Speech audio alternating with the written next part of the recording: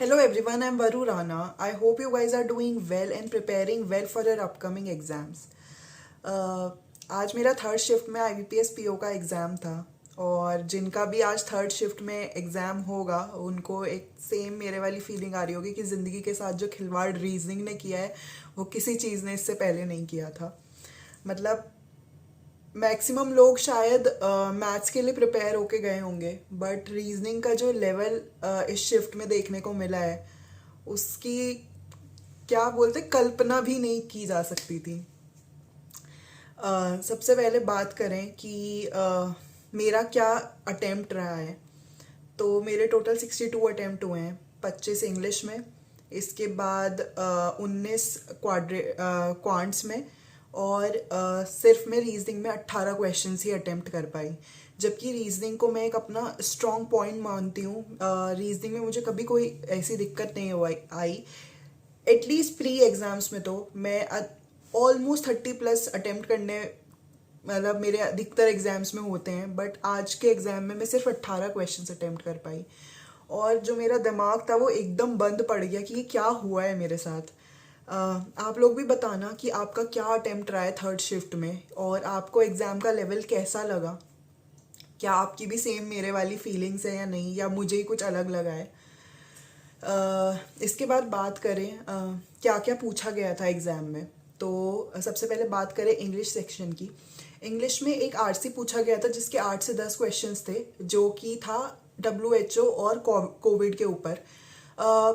ठीक ठाक लेंथ का वो था आरसी, 3 पैराग्राफ थे उसमें, जिसमें मतलब अगर आपने पूरा आरसी अच्छे से नहीं पढ़ा है तो मुझे नहीं लगता कि आप काफ़ी क्वेश्चंस के आंसर कर पाते, क्योंकि काफ़ी डिटेल में क्वेश्चंस पूछे गए थे, डायरेक्ट क्वेश्चंस नहीं थे। उसमें 3 एंटोनिम सिनोनिम्स वाले क्वेश्चंस थे। एक मुझे याद है लिफ्ट का एंटोनिम पूछा गया था। इसके बाद लिफ्ट का एंटोनिम या हाँ एंटोनिम पूछा गया था। इसके बाद बात करें 5 एरर डिटेक्शन के क्वेश्चन थे, 5 क्लोज टेस्ट थे, फ्रेज रिप्लेसमेंट थे 5।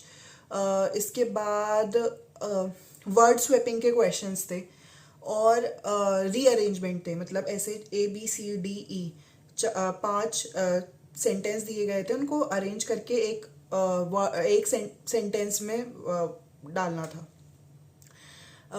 इसमें मेरे 25 क्वेश्चंस अटेम्प्ट हुए। मुझे जिन भी क्वेश्चन में थोड़ा सा भी डाउट लगा कि शायद ही गलत हो जाएगा या, तो वो मैंने क्वेश्चंस इंग्लिश में अटेम्प्ट ही नहीं किए, क्योंकि मैं नहीं चाहती थी कि मेरे इंग्लिश की वजह से नेगेटिव मार्किंग जाए। इसके बाद बात करें मैथ्स के सेक्शन की। मैथ्स के सेक्शन में सबसे पहले तो रॉन्ग नंबर सीरीज़ आई। मतलब मैंने देखा रॉन्ग नंबर सीरीज और मुझे पता था कि उसमें मेरा ज़्यादा टाइम जाएगा, तो मैं डायरेक्ट आगे बढ़ी। और उसके बाद 6 क्वेश्चंस थे क्वाड्रेटिक इक्वेशन के, जो डुएबल थे। इसके बाद एक DI थी, बार ग्राफ DI, उसमें भी 6 क्वेश्चंस थे। उसमें ऐसे ABCD इन लोग का एक्सपेंडिचर दिया हुआ था कि कितना एक्सपेंडिचर है। उसके 2021 में, हाँ मतलब किसी ईयर में कितना एक्सपेंडिचर है उनका किसी मंथ में, और उसके ऊपर क्वेश्चंस थे। मतलब उसमें कितनी सैलरी होगी, क्या होगी, ये सब, मतलब वो कैलकुलेटिव DI थी काफ़ी। इसके बाद एक पाई चार्ट DI थी, उसमें ABCDE ऐसे डेटा दिया हुआ था मई मंथ का, और उसमें 1500 कुछ टोटल दिया हुआ था और उसके बेसिस पे कैलकुलेशंस करनी थी। वो मुझे थोड़ी डुएबल लगी DI। तो इसी तरह मेरे जो 18 क्वेश्चन और एक फिर मैंने रॉन्ग नंबर सीरीज़ का क्वेश्चन अटेम्प्ट किया था। मुझसे यही हुआ, इसमें ही मेरा टाइम ख़त्म हो गया था। और अरिथमेटिक के भी क्वेश्चंस मैंने पढ़ने का ट्राई किया था। उसमें मतलब कुछ क्वेश्चन जो शायद मैंने क्वेश्चंस पढ़े वो मुझे ऐसे लगे कि काफ़ी लेंदी थे। और इवन अरिथमेटिक के काफ़ी क्वेश्चंस थे। मतलब जैसे फर्स्ट शिफ्ट का मैं देख के गई थी, सिर्फ 10 क्वेश्चन शायद अरिथमेटिक के थे, बट इसमें ज़्यादा क्वेश्चंस अरिथमेटिक था। इसके बाद बात करें रीजनिंग सेक्शन की। रीजनिंग सेक्शन की शुरुआत करी। शुरुआत में मतलब सबसे पहले 2 स्लॉक्स के क्वेश्चन थे, वो करे। उसके बाद एक सर्टेन नंबर की पजल आई जो मुझे लगा पढ़ के कि शायद मैं कर लूँगी, बट उसमें मैं थोड़ा फंसी और वहीं से मेरा पैनिक स्टार्ट हुआ। उसमें मेरा टाइम भी गया और वो मेरी पजल बनी भी नहीं। इसके बाद मैंने सोचा कि मैं मिसलेनियस क्वेश्चन करती हूँ। मैं आगे आगे बढ़ती जा रही, देखती हूँ कोई क्वेश्चंस ही नहीं है, सिर्फ पजल से पूरा सेक्शन भरा हुआ था। मिसलेनियस सिर्फ 8 क्वेश्चन थे, जिसमें 2 स्लॉक्स के क्वेश्चन थे। इसके बाद एक वर्ड फॉर्मेशन का क्वेश्चन था। उसमें सेकेंड, थर्ड, फिफ्थ और 8th नंबर से एक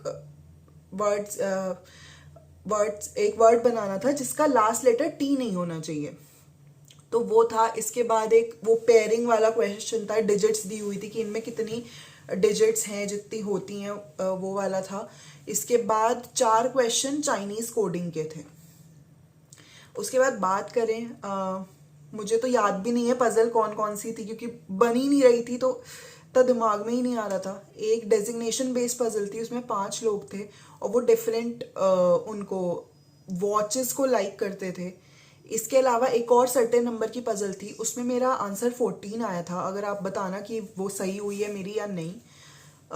इसके बाद एक ईयर बेस्ड पजल थी, एक मंथ बेस्ड पजल थी, उसमें 3 मंथ दिए हुए थे, जनवरी, जून एंड अक्टूबर, और 15 और 30 डेट्स दी गई थी। उनमें 6 लोग थे और वो डिफरेंट डिफरेंट सिटीज से बिलोंग करते थे या जा रहे थे, इस पे थी। तो इस तरह से जो ये सब में जो मेरा टोटल अटेम्प्ट हुआ वो सिर्फ रीजनिंग में 18 ही हुआ।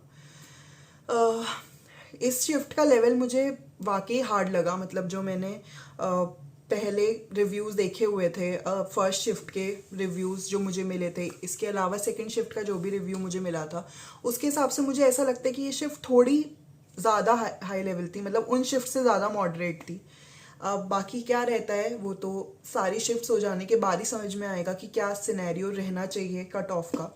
बाकी अगर आपको ये वीडियो अच्छी लगी हो, हेल्पफुल लगी हो, तो इसको लाइक करना, शेयर करना, चैनल को सब्सक्राइब करना। बाकी मिलते हैं अगले वीडियो में, तब तक के लिए bye bye, have a great day ahead and all the very best for tomorrow. जिनका भी कल एग्ज़ाम है वो बिना ये सब चीज़ों को ध्यान में रखे कल जाएं, और कुछ भी चीज़ एक्सपेक्ट मत करके जाना कि ये लेवल हार्ड, कि ये सेक्शन हार्ड आएगा या ये सेक्शन हार्ड आएगा। जैसे भी पेपर बने उसी हिसाब से अपनी स्ट्रैटेजी बनाना उस at the time, and all the very best. So bye, have a great day ahead.